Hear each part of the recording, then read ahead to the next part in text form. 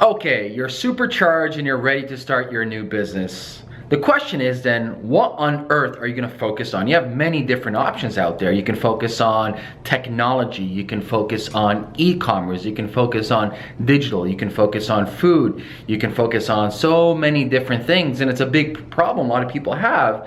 And a lot of times we get caught up what we see on the media. We see Facebook, we see Uber, we see Airbnb, we see Slack, we see these big unicorn juggernauts killing it and crushing it online. And we're like, man, I need to do that. However, I like to study significant statistical data. Meaning, I like to study companies that have a proven track record over the last 40 years. And this is the same methodology that Warren Buffett, Charlie Munger, Bill Gates does, and all the big wealth managers such as Ray Dalio, Carl Icahn. You look at these companies that significantly have produced internal rates of return for the investors year after year, time after time, north of 25%, which is amazing. So, you know, if you're looking to start a new business, you gotta tie in the aspect of there's what you want personally, with it, which is your own motivation, which is your own passion, your own way of changing the world, and then there is what the world will actually buy. And a great way that you can cross over that is doing a Venn diagram where you're gonna put your ambitions, your aspirations, what you wanna do in one bubble or one circle. The second circle is you're gonna put human psychology in there. So I love to look at Maslow's hierarchy. So the businesses that I like to focus on is shelter. People always need shelter. People need clothing. People need security. People need food. Regardless of if it's 2016 right now or if it's 2050. People always need those. So if you're looking at triangle, Maslow hierarchy of needs, if your business hits the bottom foundation, yeah, it's a lower barrier to entry. However, if you stick long enough in it, if you have a proven product, and if your marketing is better and your branding is better, that has a long-term effect, long-lasting returns on that business. And that's why if you look at Warren Buffett, you know, love him or hate him, there's a reason why he invested in Coca-Cola. It's the most powerful brand in the world. It's a drink, it's a food technically. It's highly addictive, high fructose corn syrup. It's a no-brainer. I think it's a brilliant move on his end for returning his fiduciary responsibilities for Berkshire Hathaway to return his investors' money. Also, if you look at his other types of investment strategy, he invests in insurance. He bought Geico, and I believe Geico owns more than 200 or 400 subsidiary insurance companies below Geico. We always need insurance, regardless of what's happening with technology, what's happening with geopolitics. People need to be covered. Life insurance, car insurance, health insurance, body insurance. Celebrities have their butts, their boobs, private parts, all insured just if something happens, because it is an asset. They make money off of that. So if you're looking at that Venn diagram, once again, put your passions and what you want to change in one circle. The second circle is Maslow hierarchy of needs, so put that in. And finally, the third circle is the what if circle. So look at what's happening right now. And what if this rule changed in the government? What if I started selling my product in Singapore instead of United States?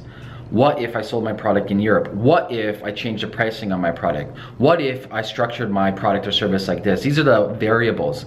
The whole idea is with that Venn diagram, so there's 3 different circles, is you want to see what overlaps in the middle. And that's usually the sweet spot. It's great, going back to the original part, it's great that you have ambitions to go out there and create amazing technologies, go out there and really transform the world. However, let's be realistic over here. There's a reason why certain companies last a long time. I mentioned Coca-Cola. Let's talk about Costco. Let's talk about certain real estate companies. What's a real big behemoth right now? I think Coca-Cola is one of them. It's been around since 1890, I believe. So it's been a while.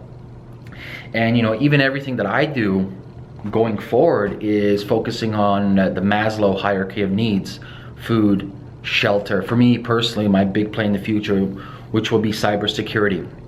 And time and time again, you hear it every single day. For example, I believe last I checked, there is more than 10.5 million hacks per day online. 10.5 million hacks.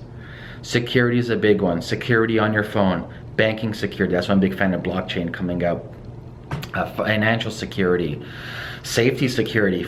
You know, think about your kids in the future. That's a big concern. I want to have kids in the next 2 years. I'm trying to figure out what is the safest and smartest way to introduce technology in their lives.